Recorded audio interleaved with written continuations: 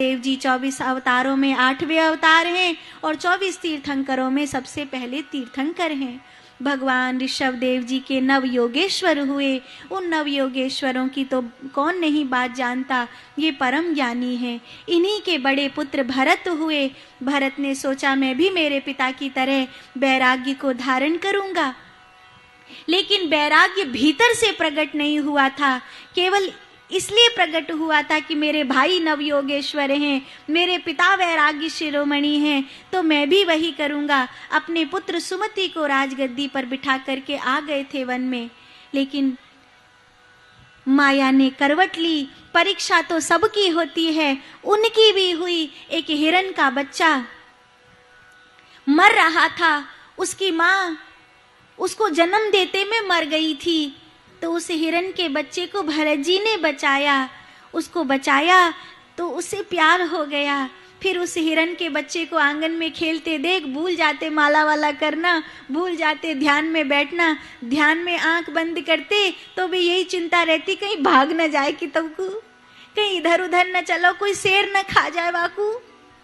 ध्यान छूट गया।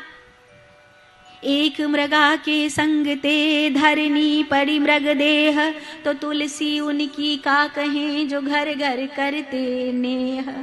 हमारो आपको का होएगो जब एक हिरण के संग से भरत जी के साथ ऐसा हुआ कि एक जन्म उनको हिरण का लेना पड़ा और फिर दूसरा जन्म उनको एक साधारण ब्राह्मण के घर में मिला। चुपचाप रहते थे, समझ गए थे ये संसार फंसाने वाला है। लोग उनको जड़ जड़ कह करके बुलाने लगे, नाम जड़ भरत पड़ गया। कुछ करते धरते नहीं थे, चुपचाप आंख बंद करके ध्यान लगाए बैठे रहते थे, किसी से कुछ कहते नहीं। लोग बावरा कहने लगे, पागल कहने लगे, पर उनकी माँ जानती थी मेरा बेटा पागल नहीं है, मेरा बेटा तपस्वी है। कहीं से भी जाती थी, छुप छुप कर अपने जड़ भरत को भोजन करा कर आती थी। लेकिन जब माँ मर गई तब जड़ भरत जी को 2-2 दिन तक भूखे रहना पड़ता था। एक बार पहुंचे अपने बड़े भैया के घर, भाभी रसोई बना रही थी, भोजन की याचना करी तो चिल्लाकर बोली, कमाते धमाते तो कुछ हो नहीं, आप खाने के लिए आ जाते हो। जड़ भरत जी ने अपने भैया से पूछा क्या करूं मैं, मेरे लायक कोई काम बताओ, क्योंकि पेट में भूख तो लगती है। मां तो मर गई, अब भोजन कौन कराएगा।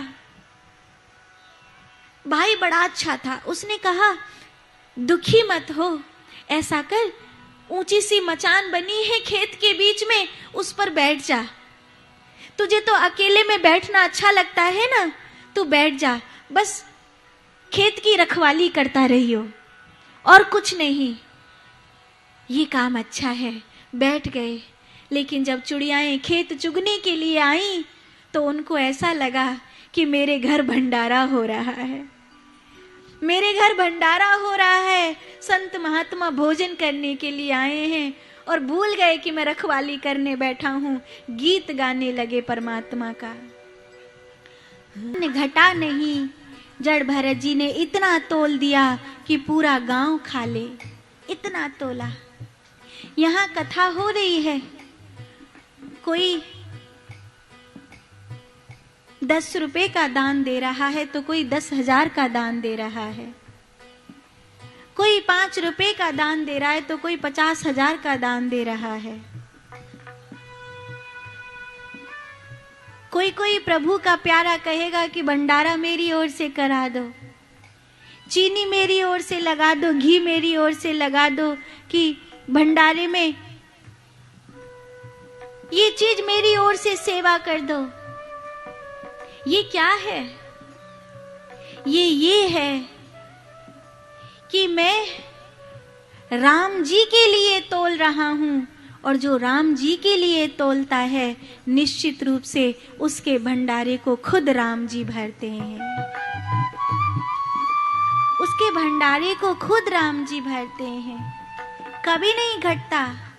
अब तो भाभियां चरणों में गिर गईं,